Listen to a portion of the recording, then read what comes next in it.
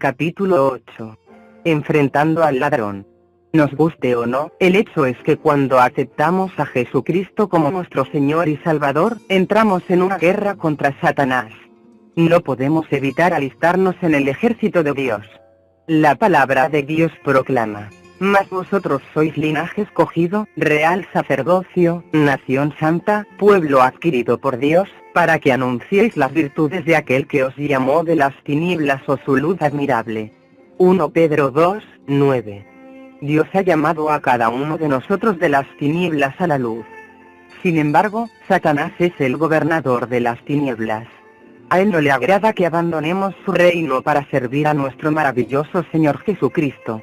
Por eso, Dios nos previene y ordena lo siguiente: sed sobrios y velad. Porque vuestro adversario el diablo, como león rugiente, anda alrededor buscando a quien devorar, al cual resistid firmes en la fe, sabiendo que los mismos padecimientos se van cumpliendo en vuestros hermanos en todo el mundo. Primera de Pedro 5, 8, 9. Someteos, pues, a Dios. Resistid al diablo, y huirá de vosotros. Santiago 4, 7. Ningún cristiano está exento de esta guerra. Desafortunadamente, son muchos los que piensan que pueden evitar inmiscuirse en esta contienda si se cuidan de no saber nada o no hablar de ella. Pero la palabra de Dios muestra que esta forma de pensar es falsa. Por lo tanto, como no tenemos otra opción sino enfrentar al enemigo, aprendamos del Señor cómo vencerlo. En los últimos 2 años, el Señor nos ha enseñado que tenemos unas armas extraordinariamente poderosas. Cuando supimos cuáles eran estas armas y las utilizamos, experimentamos una extraordinaria victoria en nuestra vida.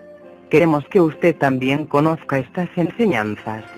Yo, Daniel, le explicaré la primera lección en este capítulo, y luego Rebeca le presentará la suya en el último capítulo.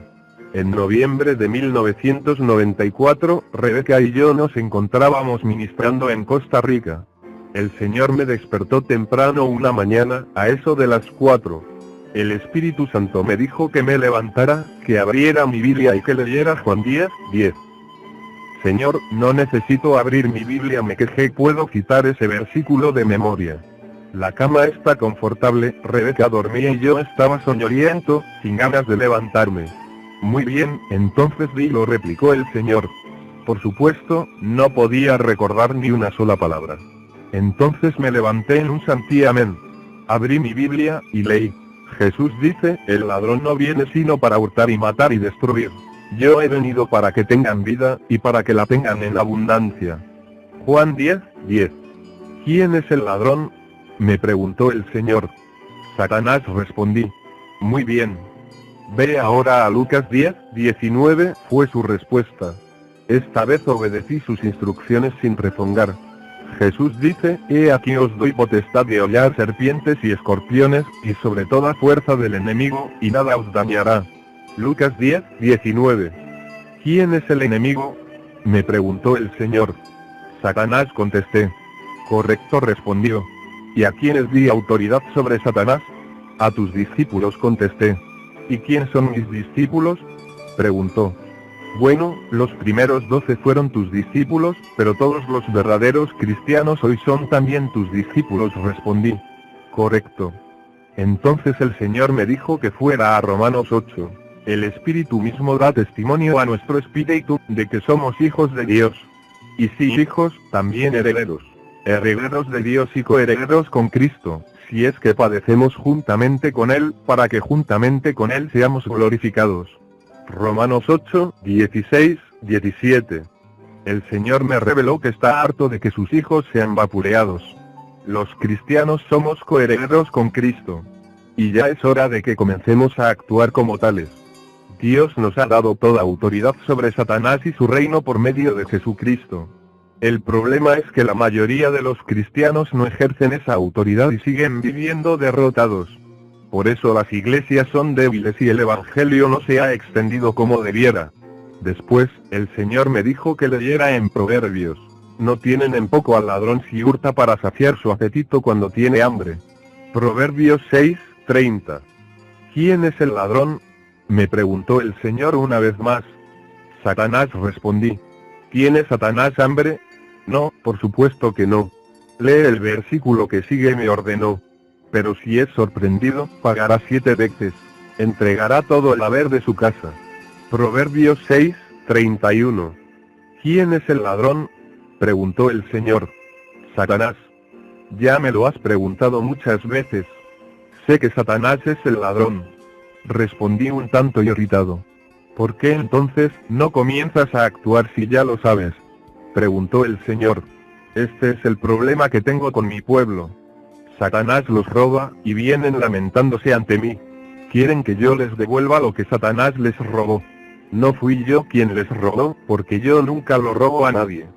Sin embargo, es a mí a quien siempre culpan, y lo que es peor, mi pueblo espera que yo les devuelva lo que el diablo les quitó. Muy bien, respondí lentamente, todavía no muy seguro de lo que el Señor quería que hiciera. Daniel, me dijo el Señor, yo envié a mi hijo a la tierra a morir para que tuvieras autoridad sobre Satanás. Jesucristo te dijo que él te dio toda autoridad sobre el diablo. Mis siervos, que escribieron la Biblia, te han dicho repetidas veces que eres coheredero con mi hijo.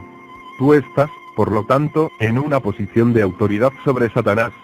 Me has respondido una y otra que Satanás es el ladrón. Este ladrón ha sido sorprendido con las manos en la masa. Por lo tanto, levántate, te digo, y ordena que el ladrón te devuelva, multiplicado por 7, todo lo que te ha robado. En un instante me di cuenta de todo. Era tan sencillo. Pero a menudo no nos damos cuenta de nuestra posición en Cristo. Él nos dio a nosotros, sus siervos, toda autoridad sobre Satanás y su reino. La autoridad trae aparejada la responsabilidad. Nuestro tiempo aquí sobre la tierra debe ser utilizado no solo para extender el Evangelio, sino también para aprender cómo reinar con Cristo como sus coherederos. Es, entonces, responsabilidad nuestra tener autoridad sobre Satanás aquí en la tierra. Es responsabilidad nuestra ordenarle al ladrón que nos devuelva todo lo que nos ha robado. No fue el Señor quien nos robó, fue Satanás. El pueblo de Dios se pasa el tiempo lamentándose ante Dios y pidiéndole que les devuelva lo que les han robado, cuando su responsabilidad es ejercer autoridad sobre el ladrón en el nombre de Jesucristo y obligarlo a devolver lo que ha robado, multiplicado por 7. Rebeca despertó esa mañana al escucharme ordenarle resueltamente a Satanás que me devolviera multiplicado por 7 todo lo que me había robado. Observemos este principio con mayor profundidad, pero para hacerlo necesitamos comenzar por Génesis, en el momento de la creación. Entonces dijo Dios, hagamos al hombre a nuestra imagen, conforme a nuestra semejanza, y señoree en los peces del mar, en las aves de los cielos, en las bestias, en toda la tierra, y en todo animal que se arrastra sobre la tierra.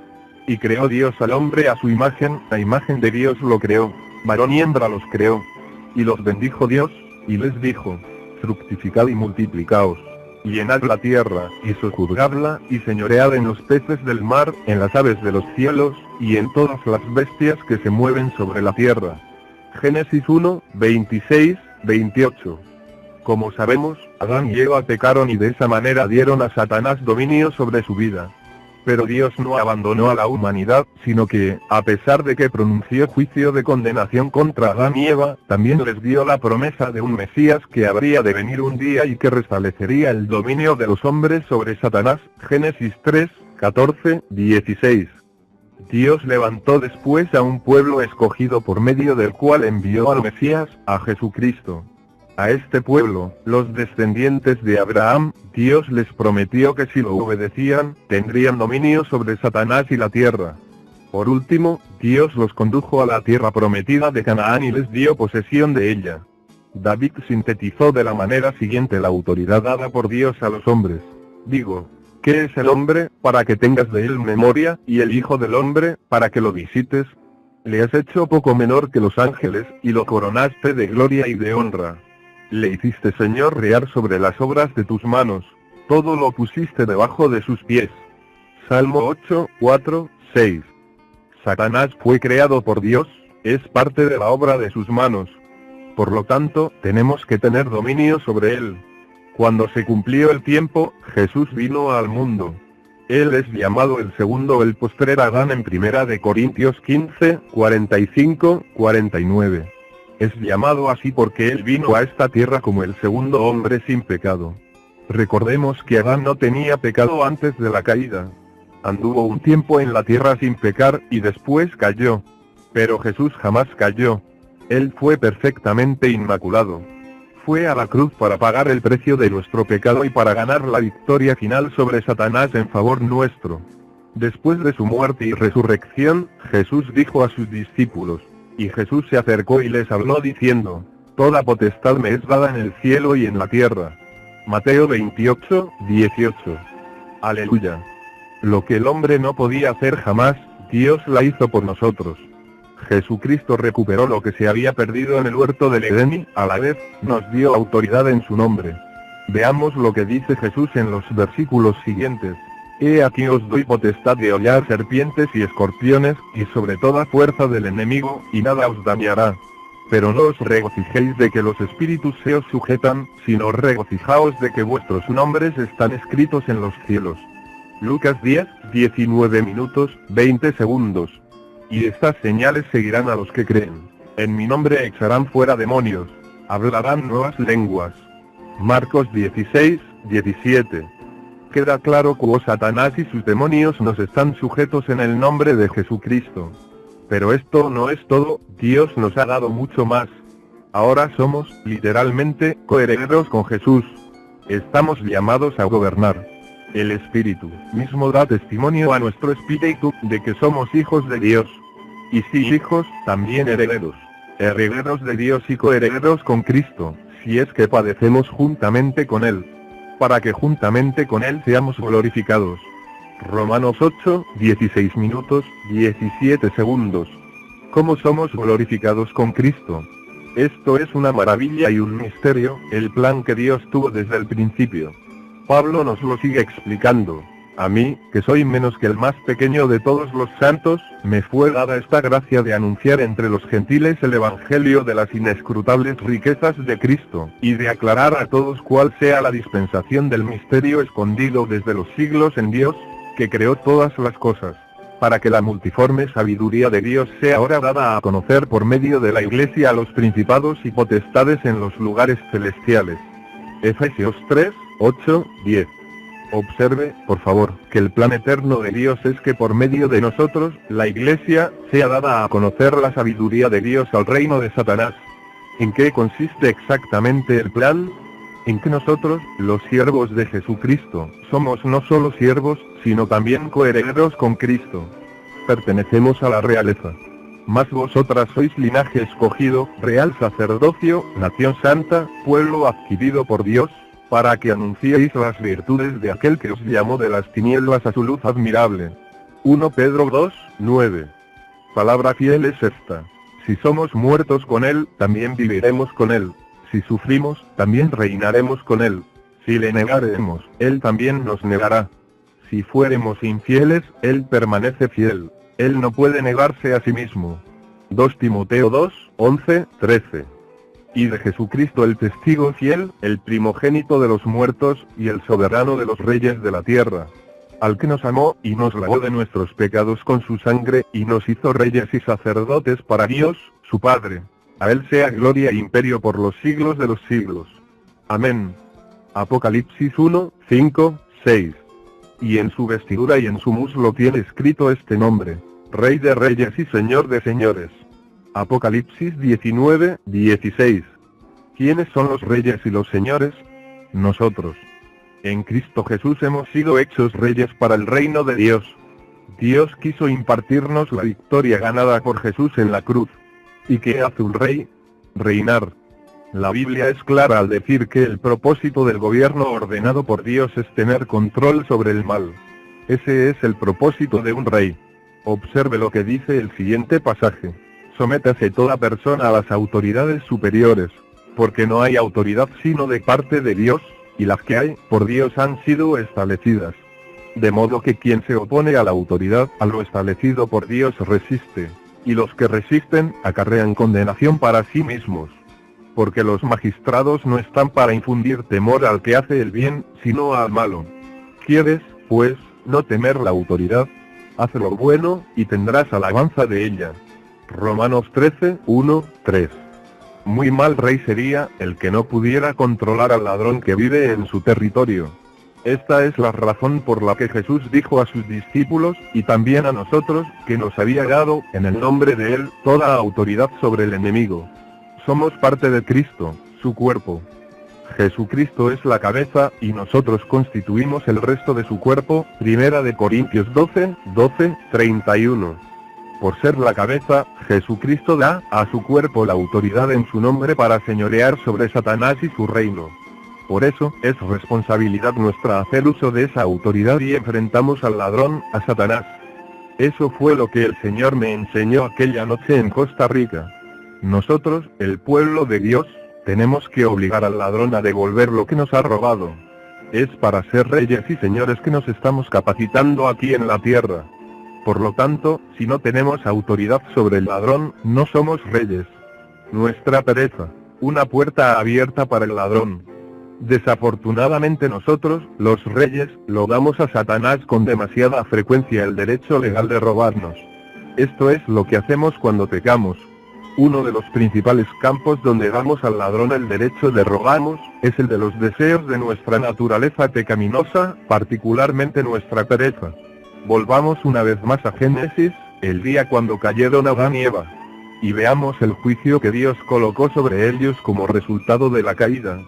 Parte del juicio divino contra el hombre fue que, a partir de ese día, tuvo que trabajar para subsistir. Y al hombre dijo: maldita será la tierra por tu causa, con dolor comerás de ella todos los días de tu vida. Génesis 3:17.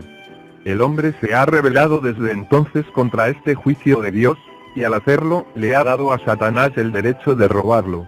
¿De qué manera? Al negarse a experimentar el dolor, que en términos sencillos significa trabajar. ¿Vive usted de la beneficencia social? ¿Vive de las dádivas o ayudas del gobierno? Si es así, usted está bajo una maldición porque anda en franca desobediencia a Dios. Pero os ordenamos, hermanos, en el nombre de nuestro Señor Jesucristo, que os apartéis de todo hermano que ande desordenadamente, y no según la enseñanza que recibisteis de nosotros. Porque vosotros mismos sabéis de qué manera debéis imitarnos. Pues nosotros no anduvimos desordenadamente entre vosotros, ni comimos de balde el pan de nadie, sino que trabajamos con afán y fatiga día y noche, para no ser gravosos a ninguno de vosotros. No porque no tuviésemos derecho, sino por daros nosotros mismos un ejemplo para que nos imitaseis. Porque también cuando estábamos con vosotros, os ordenábamos esto: si alguno no quiere trabajar, tampoco coma.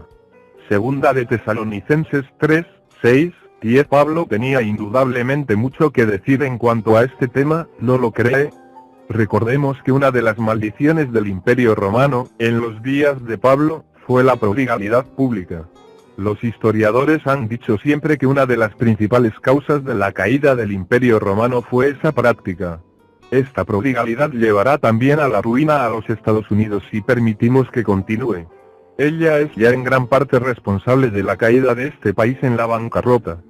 Dios mismo es quien nos ordena trabajar y ganar nuestro sustento. Si usted no lo está haciendo, está pecando. Aún los minusválidos pueden trabajar, si quisieran. Hay personas que están demasiado enfermas para trabajar, pero son muy pocas en comparación con el número de las que viven de la beneficencia oficial o como resultado de algún tipo de ayuda por incapacidad. De acuerdo con la palabra de Dios, es la Iglesia, no el gobierno, quien debe ocuparse de los que no pueden en realidad trabajar. Véanse Marcos 14:7. Primera de Timoteo 5:3-16. La beneficencia del gobierno es una maldición que pasa de una generación a otra. El deseo de evitar el tener que trabajar es tan antiguo como Adán. Es parte de la naturaleza pecaminosa de todo ser humano. Nada nos gusta tanto, ni con tanta rapidez, como el recibir algo que no nos cuesta nada. El argumento más trillado que usan las personas que no quieren perder el subsidio del gobierno, es que no pueden conseguir trabajo. Tonterías. La verdad es que no pueden conseguir un trabajo que les proporcione tanto dinero como el que reciben del gobierno. La solución es, entonces, hacer dos trabajos. Observe, por favor, lo que dijo el apóstol Pablo: ni comimos de balde el pan de nadie, sino que trabajamos con afán y fatiga día y noche, para no ser gravosos a ninguno de vosotros. Segunda de Tesalonicenses 3:8. Jesús afirmó con claridad el principio de que, en el reino de Dios, la persona debe demostrar sobre todo fidelidad e integridad en lo poco antes de poder recibir más. El que es fiel en lo muy poco, también en lo más es fiel. Y el que en lo muy poco es injusto, también en lo más es injusto. Pues si en las riquezas injustas no fuisteis fieles, ¿quién os confiará lo verdadero? Y si en lo ajeno no fuisteis fieles, ¿quién os dará lo que es vuestro? Lucas 16:10-12. Y llegando el que había recibido 5 talentos, trajo otros 5 talentos, diciendo: Señor, 5 talentos me entregaste. Aquí tienes, he ganado otros 5 talentos sobre ellos. Y su señor le dijo: Bien, buen siervo y fiel. Sobre poco has sido fiel, sobre mucho te pondré. Entra en el gozo de tu señor. Mateo 25:20-21. Más adelante, en esta misma parábola, Jesús desaprobó a uno de los siervos por ser perezoso. Respondiendo su señor, le dijo: Siervo malo y negligente, sabías que ciego donde no sembré, y que recojo donde no esparcí. Por tanto, debías haber dado mi dinero a los banqueros, y al venir yo, hubiera recibido lo que es mío con los intereses. Quitadle, pues, el talento, y dadlo al que tiene 10 talentos. Porque al que tiene, le será dado, y tendrá más. Y al que no tiene, aun lo que tiene le será quitado. Y al siervo inútil echadle en las tinieblas de afuera. Allí será el lloro y el crujir de dientes. Mateo 25:26-30. Humillaos, pues, bajo la poderosa mano de Dios, para que Él os exalte cuando fuere tiempo, echando toda vuestra ansiedad sobre Él, porque Él tiene cuidado de vosotros. 1 Pedro 5:6-7. Usted tiene que dar el primer paso por fe. Busque un empleo, no importa lo insignificante o humilde que sea. Y al hacerlo, pídale a Dios que lo perdone por su holgazanería y por su dependencia de la ayuda del gobierno, en vez de la ayuda de Él. Pida también al Señor que quite de su vida la maldición de la holgazanería. Si lo hace, Él podrá bendecirlo con un mejor empleo y con más ingresos económicos. El deseo del perezoso le mata, porque sus manos no quieren trabajar. Hay quien todo el día codicia, pero el justo da, y no detiene su mano. Proverbios 21:25-26. ¿Por qué se caracterizan los sectores de nuestras ciudades donde gran parte de la población vive de la ayuda del gobierno? Por la violencia y la delincuencia. ¿Ha sido usted un flojo? ¿Acostumbra a llegar siempre tarde a su trabajo? ¿Hace apenas la mitad del trabajo que debiera hacer? ¿Cambia con frecuencia de empleo porque siempre quiere algo mejor donde le paguen más? Esto le indica al posible empleador que no se puede confiar en usted. ¿Se pelea usted con sus colegas de trabajo? ¿Es chismoso y envidioso? Si todo lo anterior es cierto, le está dando al ladrón el derecho a robarlo. La palabra de Dios es clara en cuanto a esto, porque donde hay celos y contención, allí hay perturbación y toda obra perversa. Pero la sabiduría que es de lo alto es primeramente pura, después pacífica, amable, benigna, llena de misericordia y de buenos frutos, sin incertidumbre ni hipocresía. Y el fruto de justicia se siembra en paz para aquellos que hacen la paz. Santiago 3:16-18. Siervos, obedeced en todo a vuestros amos terrenales, no sirviendo al ojo, como los que quieren agradar a los hombres, sino con corazón sincero, temiendo a Dios. Y todo lo que hagáis, hacedlo de corazón, como para el Señor y no para los hombres. Colosenses 3:22-23. No hay lugar para la envidia, la rivalidad o la pereza en el reino de Dios. Al que el Señor usa con poder en su servicio y lo bendice, tiene que ser ante todo uno que trabaja arduamente. Por la pereza se cae la techumbre, y por la flojedad de las manos se llueve la casa. Eclesiastes 10:18. Somos edificio de Dios, somos parte de la casa de Dios. Primera de Pedro 2:4-5. Si somos flojos e indolentes, le damos a Satanás el derecho legal en nuestra vida. Si somos así, perdemos el derecho de ordenarle al ladrón que nos devuelva lo que nos ha robado. Podemos, sin embargo, ser perezosos también en otros aspectos aparte del trabajo. Podemos serlo al negarnos a disciplinarnos a nosotros mismos y a usar los talentos y dones que hemos recibido del Señor. Son muchas las personas que han fracasado en el ministerio que Dios les ha dado por la holgazanería y la falta de disciplina. El Espíritu Santo nos da dones, pero tenemos que ser solícitos y diligentes en conservarlos. Y esto implica trabajo.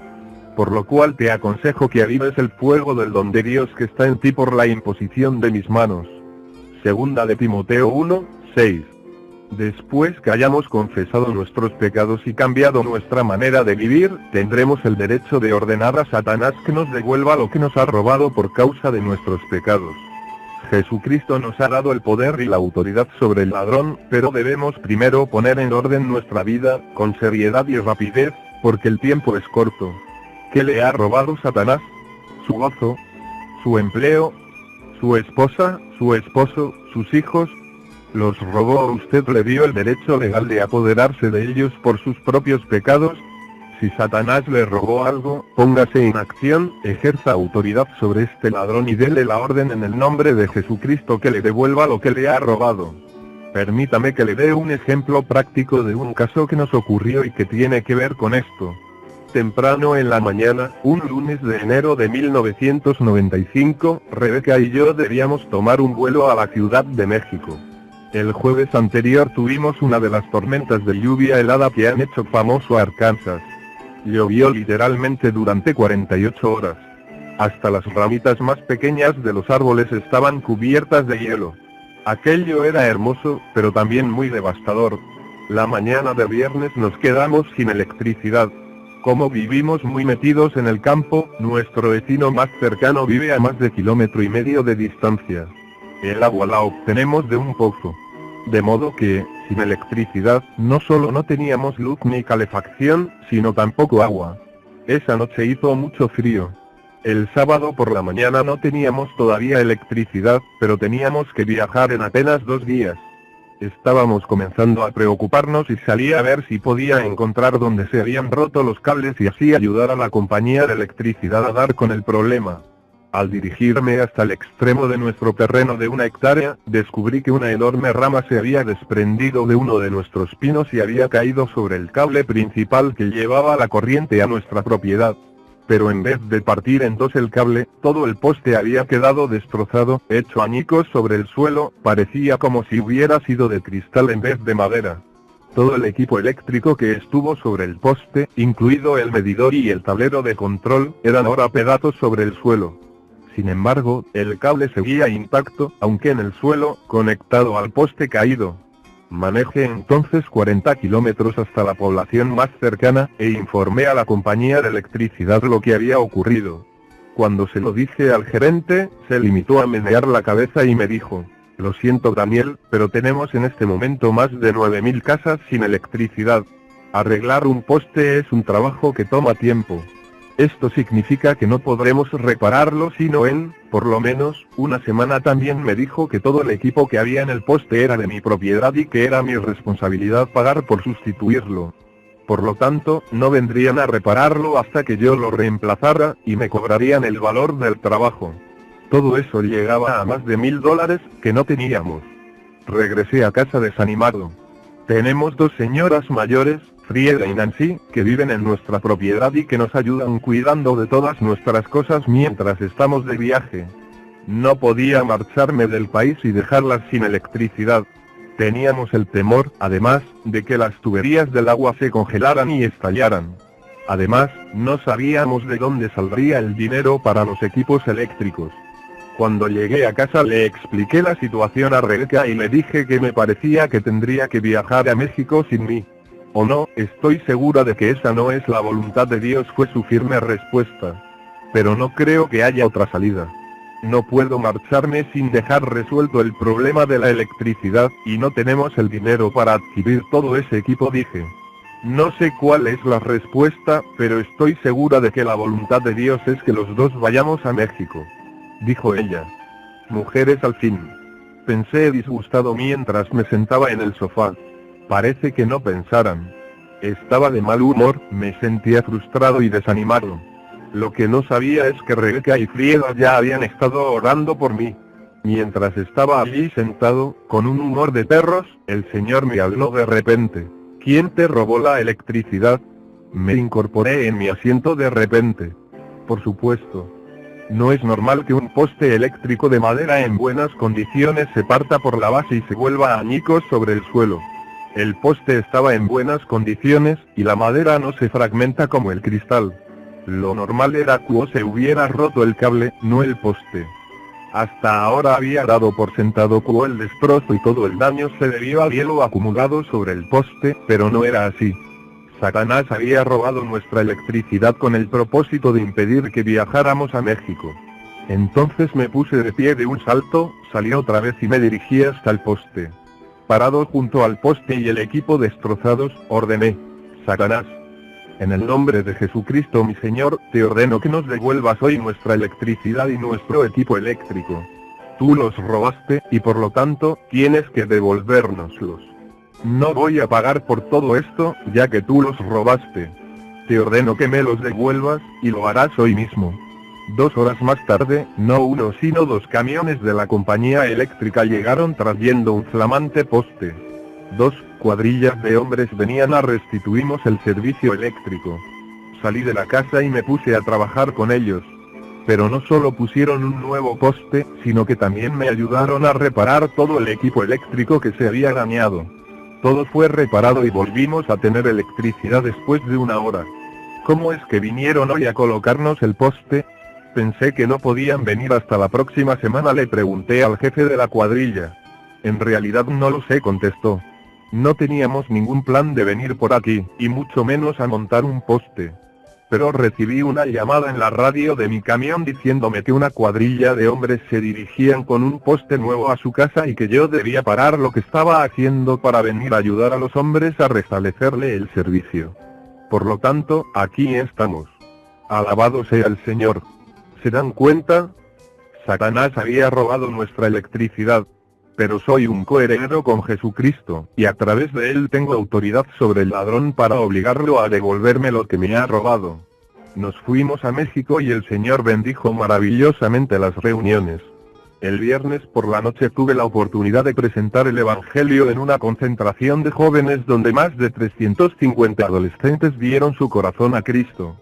Por eso Satanás había tratado de evitar con tanto empeño que viajáramos.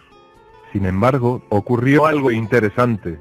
Después de nuestro regreso de México, me dirigí a la compañía de electricidad para hablar con el gerente y darle las gracias por haber enviado a los hombres con tanta rapidez a reparar el daño. Cuando se lo dije, meneó la cabeza perplejo, y respondió: bueno, eso es algo extraño. Yo nunca hice esa llamada para decirles a los hombres que fueran a su casa.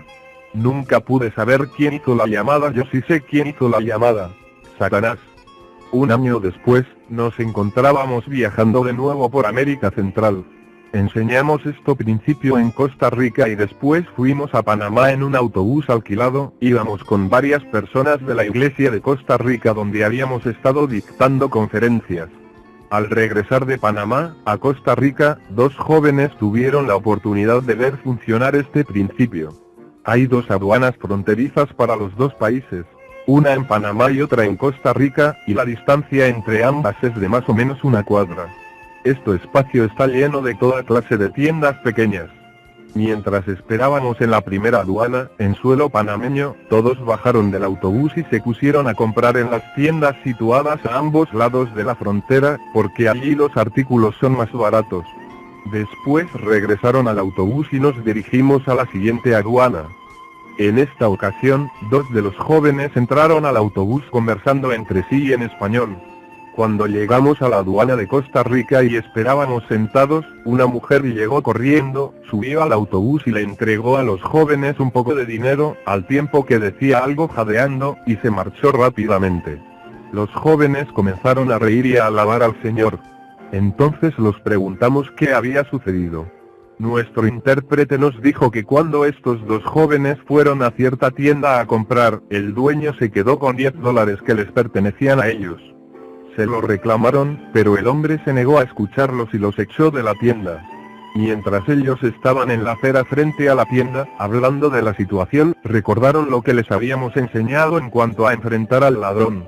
Entonces ejercieron autoridad sobre Satanás, el ladrón, y en el nombre de Jesucristo le ordenaron que les devolviera lo que les había robado a través del dueño de la tienda.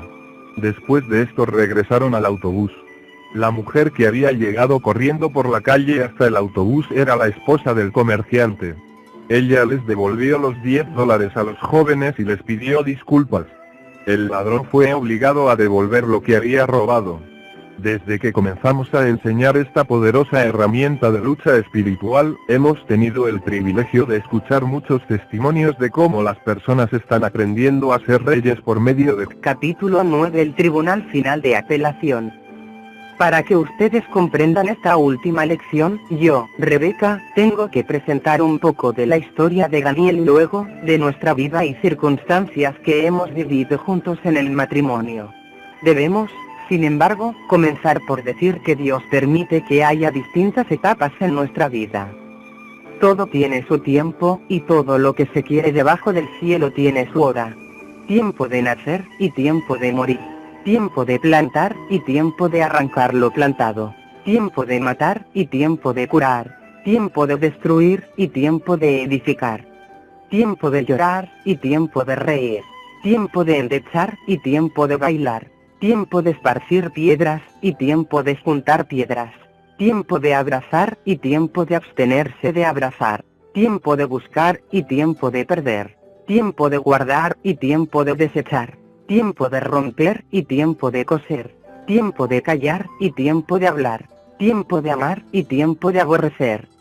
Tiempo de guerra, y tiempo de paz. Eclesiastés 3, 1, 8. Daniel y yo hemos experimentado distintas épocas en nuestra vida, al igual que todo hombre, mujer o niño de este mundo, ya sea cristiano o no.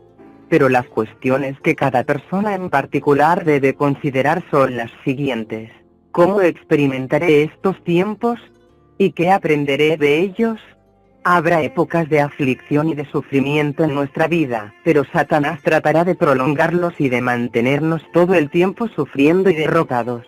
Pero la voluntad de Dios es que disfrutemos otra vez de tiempos de gozo y de prosperidad. Es a través de estas etapas que Dios nos enseña muchas lecciones valiosas.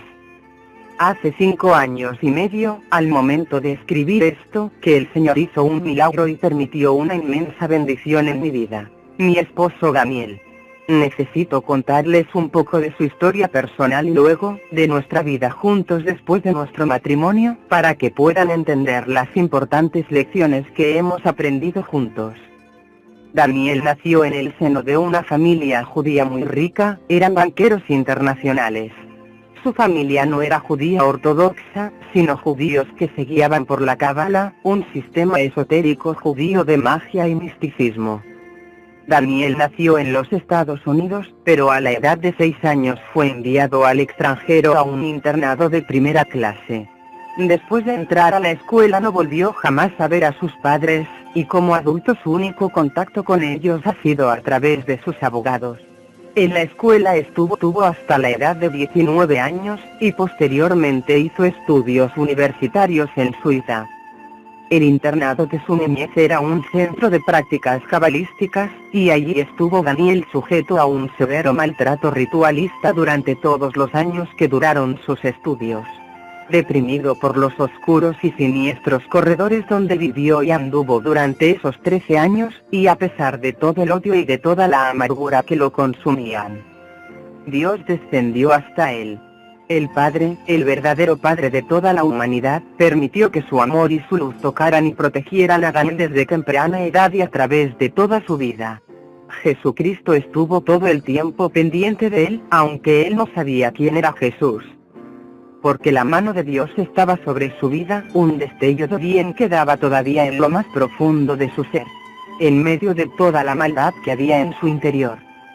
En él seguía presente una noción de lo que era bueno y de lo que era malo. Era un clamor interior, del que a menudo ni siquiera estaba consciente, por lograr que todo lo malo que había en su vida fuera transformado en bueno. Es que Dios escoge a sus siervos a pesar de lo bueno o malos que parezcan a nuestros ojos. La Biblia nos muestra que muchos de los siervos escogidos de Dios, desde Moisés hasta Pablo, crecieron practicando las cosas más abominables hasta que un día la iluminación del único Dios verdadero tocó la vida de ellos. Dios tocó por primera vez a Daniel poco después de su llegada al internado. 2 hombres, que él jamás había visto antes, vinieron a recogerlo a la suntuosa casa. Pero a pesar de que se había criado con institutrices, no era diferente al resto de los demás niños. Deseaba tener el amor y el cuidado de sus padres, y la estabilidad de un hogar. Su madre no se molestó en despedirse de él, sino que con la mayor frialdad le ordenó que acompañara a los dos hombres. Después de un largo viaje al extranjero, Daniel fue llevado a los niveles subterráneos de la escuela y puesto en un estrecho cuarto sin ventanas. Nadie hablaba con él ni le decían lo que estaba sucediendo. El cuarto tenía solo una cama, una mesa, una silla, una enorme vela y un depósito para agua en un rincón que le servía de retrete. La puerta tenía la cerradura por el lado de afuera, lo que lo mantenía como un prisionero en la habitación. Nadie sabía de sus gritos y de sus temores. Su único contacto con seres humanos eran los hombres que venían a darle comida y a enseñarle. En esas terribles primeras semanas, el deseo de escapar lo consumía y un día se le presentó una oportunidad. Uno de los hombres que le traía la comida olvidó cerrar completamente la puerta al entrar. En un instante, Daniel atravesó la puerta y se encontró en el pasillo. En su prisa por huir, aló la puerta y la cerró tras él, retardando así la persecución por parte del hombre que había quedado encerrado dentro. Daniel recorrió el primer pasillo y luego el siguiente, pero pura angustia suya se dio cuenta de que las puertas que conducían a las escaleras que llevaban al primer piso y a la libertad estaban todas cerradas con llave. Por último, llegó a rastras a un pequeño y oscuro cuarto que estaba sin llave. Pensaba que allí estaría a salvo y se quedó dormido. Pero la paz no lo duró mucho. El cuarto que él pensó que sería un refugio seguro era en realidad una cámara de castigos usada para torturar a los niños que disgustaban a sus maestros. Era un pequeño cuarto redondo, de apenas unos cuantos pies de diámetro, que se comunicaba con el piso de arriba por medio de una tapadera. Cuando los rabinos lo encontraron, cerraron con llave la habitación, quitaron la tapadera y dejaron caer sobre él miles de arañas, muchas de ellas venenosos. Cuando las arañas comenzaron a arrastrarse sobre todo el cuerpo de Daniel, picándolo sin misericordia, clamó angustiado: ¿Es que no le importo a nadie? ¿No hay nadie en el mundo que me quiera? De inmediato, un rayo de luz intensa atravesó el edificio y llegó hasta el pequeño cuarto donde Daniel estaba encogido de miedo, temblando y llorando sobre el piso. Él no tenía idea de lo que era la luz, pero sí recuerda que de la luz salían dos brazos y que una hermosa voz le decía: sí, te quiero y me importas. Esos brazos sostuvieron a Daniel y lo abrigaron. Confortado, se durmió en los brazos de Jesucristo. Cuando despertó, todas las heridas causadas por las arañas habían sido curadas, y desde ese momento las arañas dejaron de picarlo. Para un niño que amaba la vida al aire libre y el campo con todo su corazón, la vida de encierro en un cuarto tan pequeño era demasiado cruel. Día tras día, que le resultaban interminables, los rabinos venían a enseñarle. Daniel se rebelaba todo el tiempo y siempre estaba en problemas, por lo que el castigo era inmediato y muy severo. Estando allí fue obligado a asistir y a participar en ritos de crueldad indescriptible en la adoración de esas personas al maestro. Daniel nunca supo lo que era el amor, la compasión, la bondad. Por lo tanto, su corazón se volvió insensible, vacío de toda emoción, excepto de ira, odio y amargura. Esto hizo que aquel niñito creciera endurecido. Pero por ser sobremanera inteligente, se dedicó por completo a sus estudios, determinado a obtener el mayor número de conocimientos para poder algún día vengarse de sus verdugos. A pesar de que todavía era un niño, Daniel sabía que el conocimiento era poder. Cuando cumplió 12 años tuvo que enfrentar un rito y una etapa muy importante en su vida. Fue declarado mayor de edad, y esta ceremonia exigía un sacrificio especial. Daniel ofrendaría su libre albedrío al maestro y le juraría fidelidad para siempre. Cuando él llegó a esta parte de la ceremonia, y levantó una copa de plata que contenía su propia sangre y que dirigió hacia el trono del maestro para decir sus votos, un rayo de luz atravesó la habitación. Este hizo añicos la copa antes que Daniel pudiera beberla o terminar sus votos. Entonces una voz que salía de la luz le dijo que sus acciones no eran del agrado de Yo Soy. Esta voz también le dijo a Daniel que él no serviría al Maestro, porque fue llamado para servir al único Dios verdadero. Cuando la copa se hizo añicos, se le incrustaron en las manos fragmentos de plata, y estas cicatrices las conserva hasta hoy. No hace falta decir que aquel rito cesó bruscamente y todo el mundo salió huyendo de la habitación.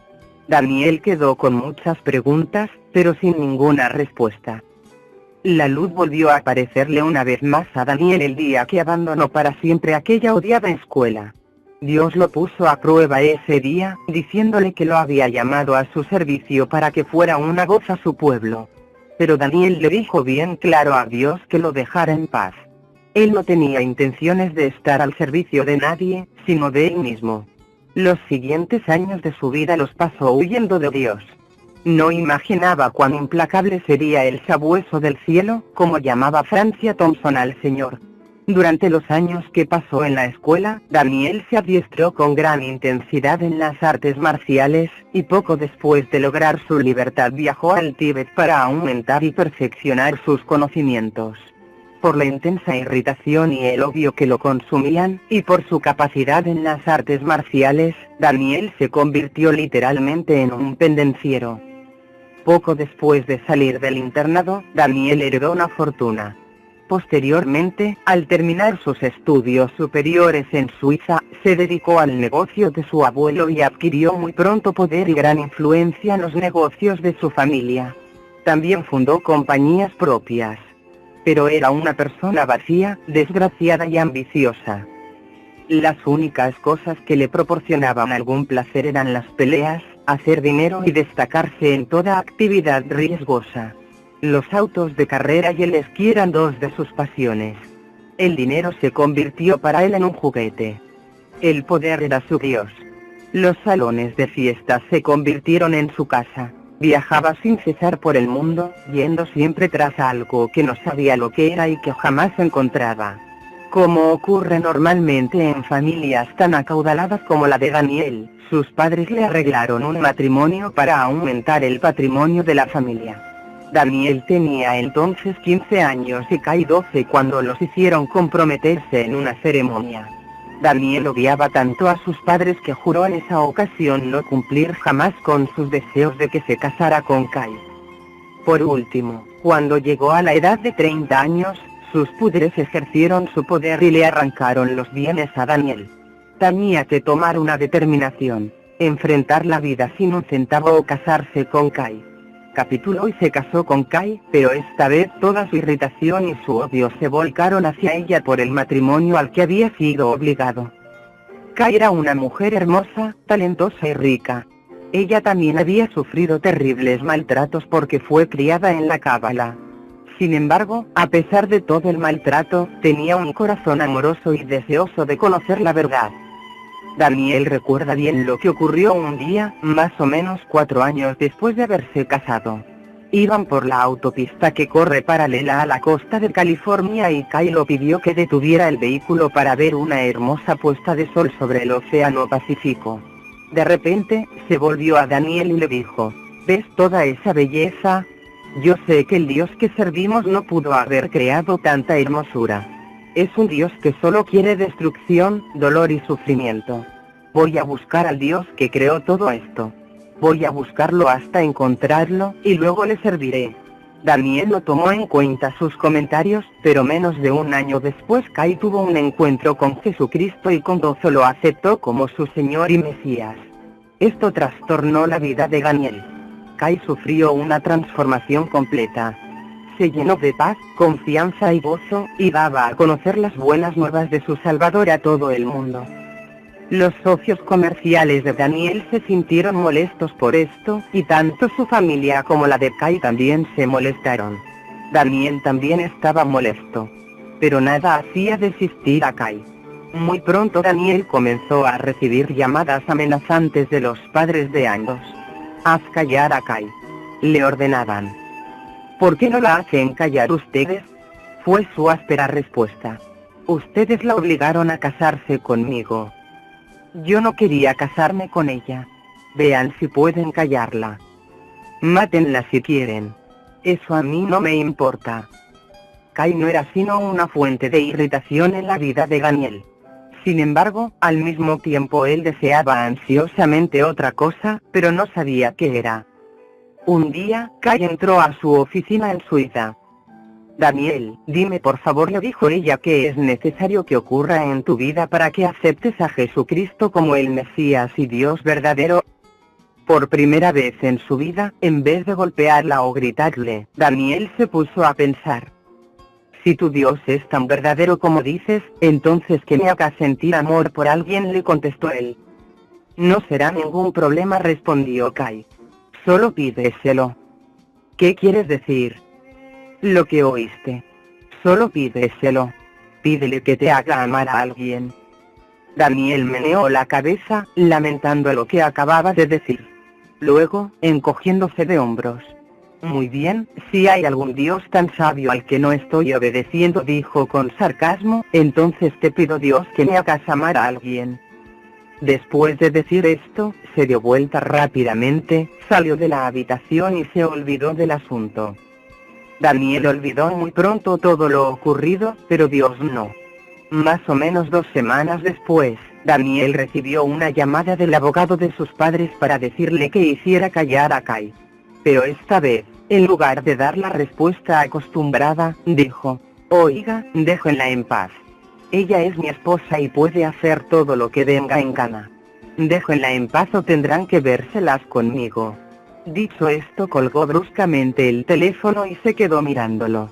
¿En realidad dije eso?, se preguntó. Su simpatía por Kai fue gradualmente en aumento en las semanas que siguieron, y su actitud hacia ella sufrió un cambio radical. Se dio cuenta de que quería protegerla y pasar tiempo en su compañía. Por primera vez notó cuán hermosa era. Y Kai se dio cuenta también del cambio en él. Kai se acercó de nuevo a Daniel. ¿Me amas, verdad?, lo preguntó ella. Daniel se puso inquieto. En realidad no sé, dijo. No sé lo que es el amor. No puedo decirte que te amo.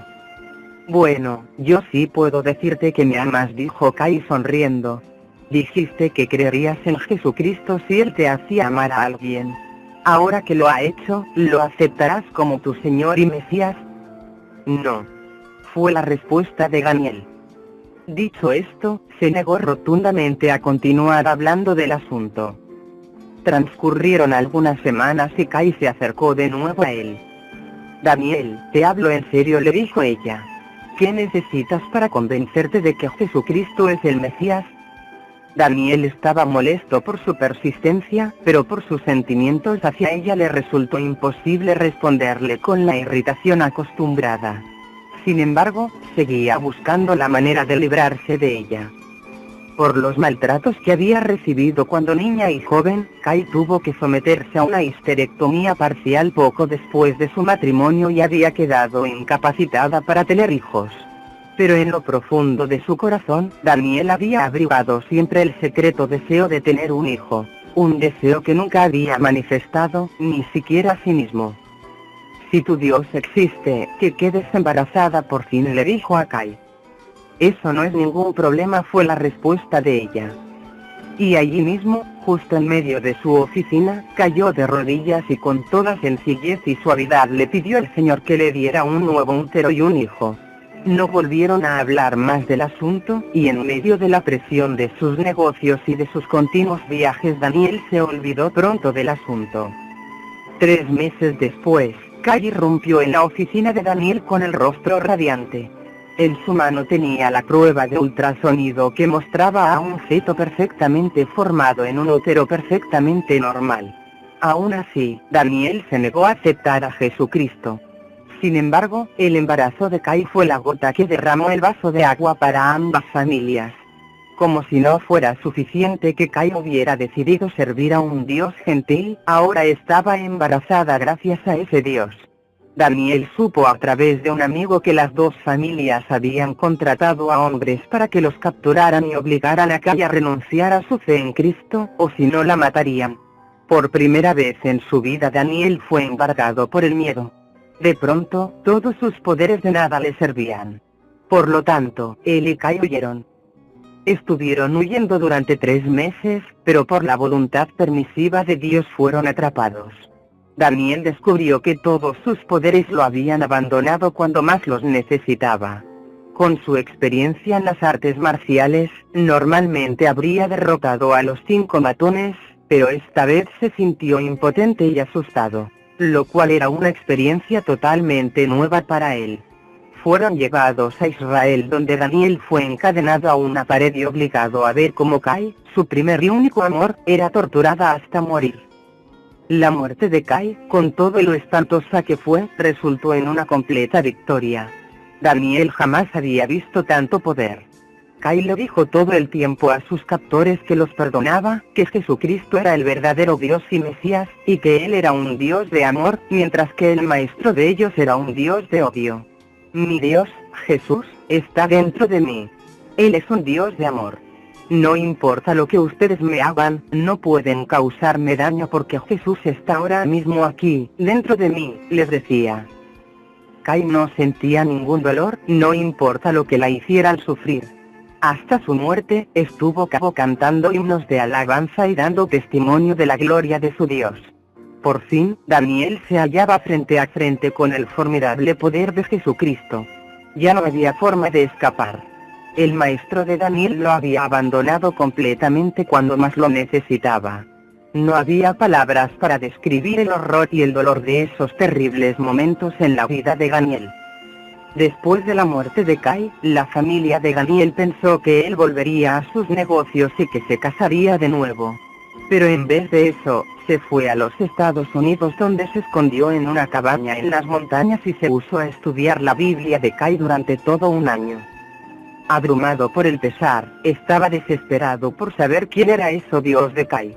Al comienzo se puso a estudiar la Biblia con rabia, tratando de probar que el Dios en quien Kai creyó y que se la había quitado, era un impostor. Pero en vez de esto, encontró la verdad. Un año después de la muerte de Kai, Daniel cayó de rodillas, se arrepintió de sus pecados y aceptó a Jesucristo como su Señor, Salvador y Mesías. Abandonó su familia y sus riquezas, y decidió, con toda sinceridad, seguirlas en la ala que Dios lo había llamado desde hacía tantos años.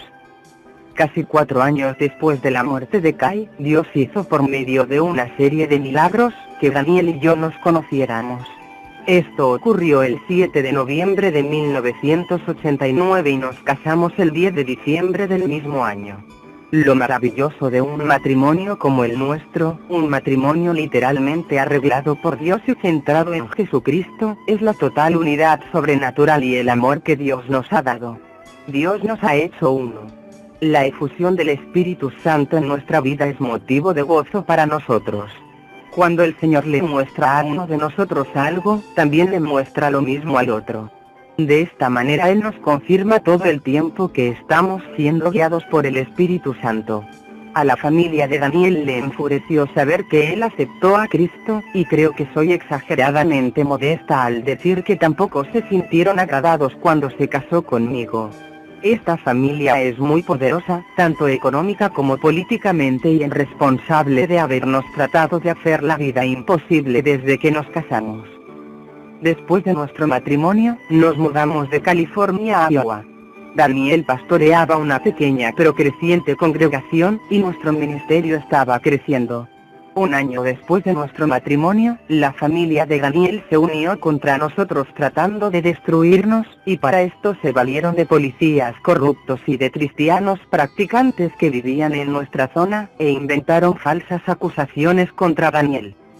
Una noche 2 de febrero de 1991, nos encontrábamos accidentalmente fuera de casa, en otro lugar, y nuestra secretaria nos cuidaba la casa. Cerca de la medianoche, 10 hombres vinieron a la vivienda y derribaron violentamente la puerta. 3 de los hombres eran policías, y el resto no. Agarraron a nuestra secretaria, la trataron con mucha brutalidad y la mantuvieron a punta de pistola durante varias horas mientras saqueaban nuestra casa. Después acercaron un camión hasta la puerta y sacaron la mayor parte de nuestras pertenencias. Esa noche perdimos todo lo que teníamos, menos el automóvil en que andábamos y la ropa que teníamos con nosotros. Poco después arrestaron a Daniel y lo echaron en la cárcel. No tengo palabras para describir la pesadilla en que se convirtió nuestra vida.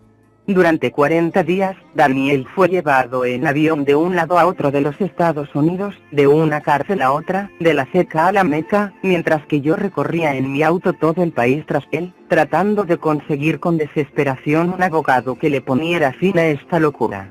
Varios asesinos fueron enviados para tratar de matar a Daniel, pero todas las veces el Señor lo protegió de manera sobrenatural. Durante esos espantosos días, Daniel tuvo el privilegio de conducir a varios hombres a Jesucristo. Pero el estrés y la angustia eran tan severos que cada uno de nosotros perdió 20 kilos de peso en esos 40 días. Debido a un importante litigio judicial que todavía guarda una determinación, no tengo la libertad de dar los detalles del caso. Pero permítame que lo resuma así.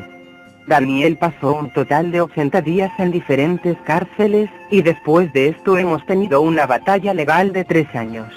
Quedamos arruinados, ya que todo lo gastamos en abogados. Créanme, no se hace justicia en los tribunales de los Estados Unidos si uno no tiene dinero. Por no haber podido continuar pagando la hipoteca de la casa, la perdimos y no estábamos en condiciones de adquirir otra. Por eso, durante más de 3 años vivimos primero en una casa rodante y después en varios remolques quinta rueda, un tipo especial de vehículo recreativo. Por fin, el Señor nos llevó a establecernos en Arkansas, donde vivimos ahora. Estábamos trabajando y comenzábamos a tener estabilidad económica, pero el Señor nos habló y nos ordenó renunciar a nuestros trabajos para dedicarnos a tiempo completo al ministerio. Obedecimos al Señor y en agosto de 1993 estábamos viajando, y en febrero del año siguiente estábamos en la más completa bancarrota. En ese tiempo descubrimos que hay poca honradez entre el liderazgo cristiano. En la mayoría de los lugares donde hablábamos, se recogían ofrendas de amor para nosotros, pero los pastores nos daban un cheque por $200 o $300 y guardaban el resto de la ofrenda para la iglesia. Esta cantidad que nos daban no cubría ni siquiera nuestros gastos de viaje. ¿Cómo entonces podía proporcionarnos algo para vivir? Nos percatamos que si no regresábamos a nuestros trabajos perderíamos aún nuestra quinta rueda y terminaríamos en la calle. Por lo tanto, estábamos totalmente desanimados y derrotados. Esa semana, mientras tratábamos de decidir qué hacer, Daniel recibió una oferta de trabajo maravilloso. El único problema era que si lo tomaba, no podríamos viajar y ministrar, y él tendría que firmar un contrato por 5 años. Daniel le dijo a la persona que le daría su respuesta en 2 semanas. Habíamos decidido que si el Señor no hacía algo muy preciso para darnos a conocer su voluntad, o si no había ningún cambio en nuestras circunstancias durante esas 2 semanas, abandonaríamos del todo el ministerio para dedicarnos al trabajo secular. Estoy segura de que algunos de ustedes que leen este libro, están ahora en el punto del desánimo y la derrota en su vida. Han hecho todo lo humanamente posible para de todo corazón obedecer al Señor y agradarlo. Pero aún así se sienten derrotados. Así como nos sentíamos nosotros en esa negra etapa de nuestra vida. Gemimos, oramos, ayunamos y buscamos al Señor, pidiéndole que nos revelara si había algún pecado oculto del que no estábamos conscientes. Pero no lo había. Reprendimos entonces a Satanás y ordenamos que cualquier maldición que hubiera contra nosotros fuera quebrantada en el nombre de Jesucristo. Pero todo esto fue en vano. Durante ese periodo de 2 semanas teníamos el compromiso de viajar a Denver, Colorado, para dar unas conferencias. Llegamos allí, pero nos enteramos de que el hombre que nos había invitado nos había mentido y que no había ninguna conferencia. Estábamos inmovilizados, sin dinero para regresar a nuestra quinta rueda de Arizona. Parecía que habíamos llegado al final de la cuerda. Pero cuando llegamos allí, el Señor está preparado para enseñarnos algunas de las lecciones más profundas que aprenderíamos en la vida. Jesús dijo: en el mundo tendréis aflicción. Pero confiad, yo he vencido al mundo. Juan 16:33. Teníamos un amigo en Denver que nos consiguió una casa donde podíamos quedarnos durante varias noches. Otro hermano cristiano nos auxilió y, dirigido por el Señor, nos puso en contacto por teléfono con una hermana cristiana de la zona. Yo no la conocía y ella tampoco me conocía a mí, pero el Señor le había comunicado a este hermano que debía ponernos en contacto. Allí estábamos al teléfono, sin tener la más leve idea de qué hablar.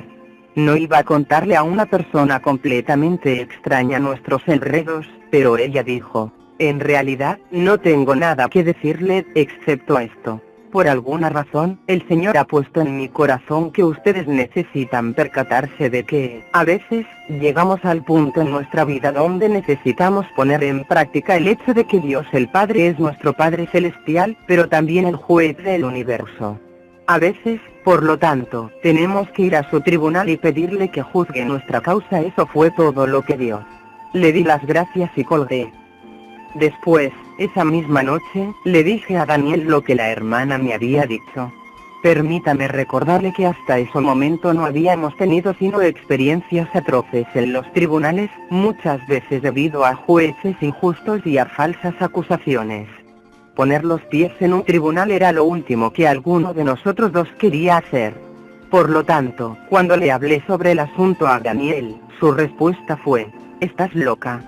No necesito que Dios juzgue mi causa. Lo que necesito es su misericordia. Olvídalo». El Espíritu Santo, sin embargo, continuó su obra de convencimiento y me trajo a la mente el asunto una y otra vez. Sabía que Satanás era quien nos estaba derrotando, y también sabía que solo Dios podía derrotarlo. Tenía miedo de presentarme en un tribunal, pero el Espíritu Santo continuó apremiándome. Por fin esa noche, como a las 3 de la madrugada, me levanté de la cama y me fui a la sala, que estaba a oscuras, para tratar de guiarme según la palabra de Dios para nosotros. Me había hecho un gran examen de conciencia a mí misma y había orado, pero no había podido descubrir ningún pecado que Daniel o yo no hubiéramos arreglado con Dios. Tampoco estábamos cometiendo algún pecado del que estuviéramos conscientes. También me di cuenta de que uno no va a un tribunal y se presenta ante un juez sin estar preparado. Sentí que el tribunal de Dios era aún más serio que los tribunales de la tierra, y por eso organicé con mucho cuidado mis peticiones. Voy a decirle exactamente la oración que hice esa noche para que pueda comprender mejor el concepto. El primer asunto era mi derecho a presentarme delante del juez del universo. Por supuesto, este derecho no se podía fundamentar en algo bueno que Daniel o yo hubiéramos hecho, porque la Biblia dice que la justicia de los hombres es como trapo de inmundicia a la vista de Dios, Isaías 64, 6. Por lo tanto, únicamente podía presentarme bajo el amparo de la sangre preciosa de Jesucristo. Solo podía valerme de su justicia, no de la mía.